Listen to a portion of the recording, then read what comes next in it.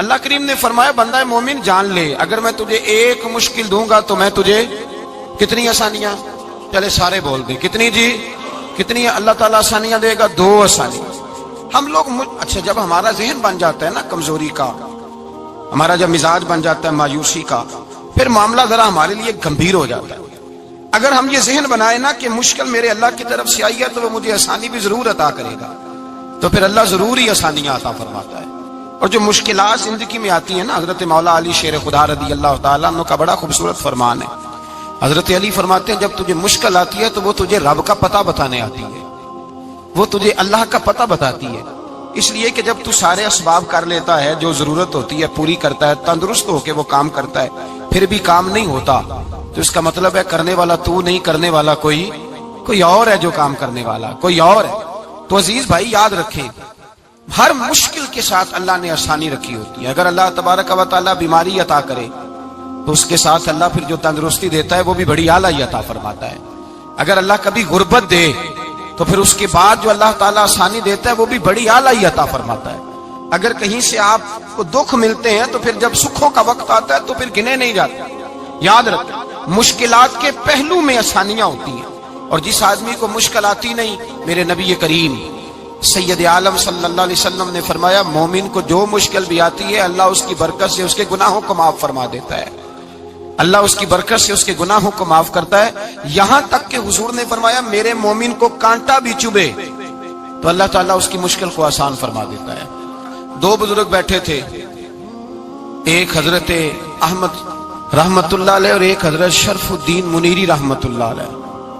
تو حضرت شرف الدین منیری کہنے لگے کہ دوست اصل میں وہ ہوتا ہے جو دوست کی طرف سے آنے والی تکلیف پر صبر کرے، جو اللہ کی طرف سے آنے والی تکلیف پہ صبر کرے وہ اللہ کا محبوب ہوتا ہے۔ تو حضرت احمد فرمانے لگے نہیں مجھے تیری بات کی سمجھ کوئی نہیں آئی، صبر کرے وہ اللہ کا دوست ہے، مصیبت پہ صبر کرے۔ تو کہا جناب پھر اگر نہیں سمجھ آئی تو آپ بتا دیں اللہ کا دوست کون ہے؟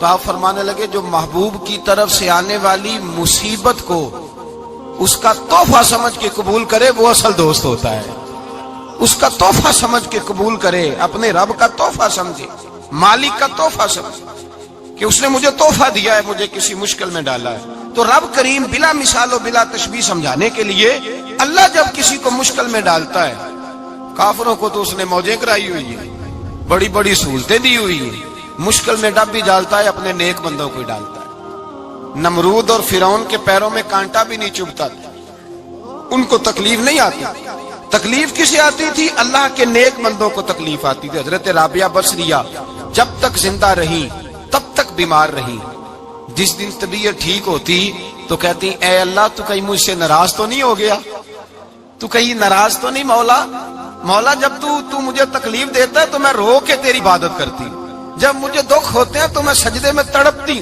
اور خدا بندہ اب تو میں سکھی ہوں، موج میں ہوں، مجھے رونا ہی نہیں آ رہا، تو خدا بندہ تو کہیں ناراض تو نہیں ہو گیا مجھ سے؟ دکھ تو اچھے ہوتے ہیں، دکھ تو پیارے ہوتے ہیں، اور دکھوں کے بعد جو اللہ آسانی دیتا ہے اس آسانی کا پھر کیا ہی کہنا۔ اس حضرت ایوب علی نبینا علیہ الصلوۃ والسلام بیمار رہے، 60 سال اللہ نے تندرستی دی، کتنے سال بولے؟ 60 سال، غور کرنا بات پر، 60 سال علیل رہے، پھر بیمار ہو گئے، 18 سال ہو گئے بیمار ہوئے۔ زوجہ کہنے لگی دعا کر لیں آپ کو اللہ صحت دے دے۔ ہمیں اگر کوئی بندہ پوچھ لینا کہ بھائی کبھی کوئی خاص بات تو سناؤ، تو ہم جو ساری زندگی سکھ کے ساتھ سوئے ہوتے ہیں وہ بات نہیں سناتے، وہ جو ایک رات درد سے نیند نہیں آتی اس رات کا قصہ سناتے ہیں، کہتے ہیں وہ میرے الٹے دانت میں درد تھا تو میں ساری رات سو نہیں سکا۔ او بھائی جو ساری زندگی سویا ہے اس کا تو ذکر نہیں کر رہا، اور ایک رات جو تجھے نیند نہیں آ رہی، کسی سے پوچھا جائے، ڈاکٹر کہتے ہیں 360 ہڈیاں ہوتی ہیں وجود میں، کسی سے پوچھا جائے نا تیرا کیا حال ہے تو 359 ہڈیوں کا ذکر نہیں کرتا، جس گھٹنے میں درد ہے اس کا ذکر کرتا ہے، کہتا ہے یہ گھٹنے میں بڑی درد ہے۔ او بھائی باقی 359 ٹھیک ہے نا، ان کی بھی تو کوئی بات سنانا۔ حضرت رابعہ بصریہ رحمت اللہ علیہ کے پڑوس میں ایک نوجوان رہتا تھا، آپ کے پڑوس میں، تو وہ جب جو محلے میں بچے رہتے ہیں نا گاؤں میں ان کا پتہ ہوتا ہے، پڑوسی تھا تو 34-35 سال نوجوان کی عمر ہو گئی، کبھی بیمار نہیں ہوا۔ ایک دن اس کی طبیعت علیل ہوئی، سر میں درد ہوا تو اس نے پٹی باندھ لی سرخ رنگ کی، باہر نکل کے آیا, حضرت رابعہ بصری علیہ رحمہ نے دیکھا تو فرمانے لگے بیٹے خیر ہے؟ لگا جی اماں جی سر میں بڑی درد ہے. آپ فرمانے لگے کتنی عمر ہو گئی؟ کہنے لگا 34-35 سال. فرمانے لگے پہلے تو کبھی درد نہیں نہ ہوئی؟ کہا نہیں اماں جی آج ہی ہوئی ہے. تو آپ فرمانے لگے 34 سال اللہ نے صحت دی ہے, تو نے شکر کی ایک پٹی بھی نہیں باندھی, اور آج درد ہوئی ہے تو شکوے کی پٹی تو نے فوراً ہی باندھ لی ہے. کوئی شکر کی پٹی بھی باندھنی چاہیے. حضرت ایوب 18 سال بیمار رہے. زوجہ کہنے لگی دعا کر لو, تو آپ فرمانے لگے بی بی سے کہ صحت کتنی دیر رہی؟ اس نے کہا 60 سال. تو آپ فرمانے لگے ذرا بیماری کو بھی 60 سال گزر لینے دو, پھر دعا بھی کر لیں گے. یہ دعا کی, اللہ یہ لفظ کہے اللہ نے صحت دے دی, تندرستی آ گئی. ایک دن گھر میں بیٹھے بیٹھے زوجہ کہنے لگی کہ ایوب یہ بتاؤ دکھ اچھے کہ سکھ؟ آپ فرمانے لگے سارے دن ہی اللہ کے ہیں, پر دکھ بڑے اچھے تھے. مجھ سے پوچھو تو دکھ بڑے اچھے تھے. کہا کس طرح؟ تو حضرت ایوب فرمانے لگے جب میں بیمار تھا تو 24 گھنٹے میں ایک دفعہ میرا رب میرا حال پوچھا کرتا تھا. ایک دفعہ میرا اللہ پوچھتا تھا ایوب تیرا حال کیا ہے؟ فرماتے ہیں 12 گھنٹے تو لذت ہی رہتی تھی کہ میرے رب نے میرا حال پوچھ لیا, اور اگلے 12 گھنٹے میں انتظار کرتا تھا مالک حال دوبارہ کب پوچھے گا.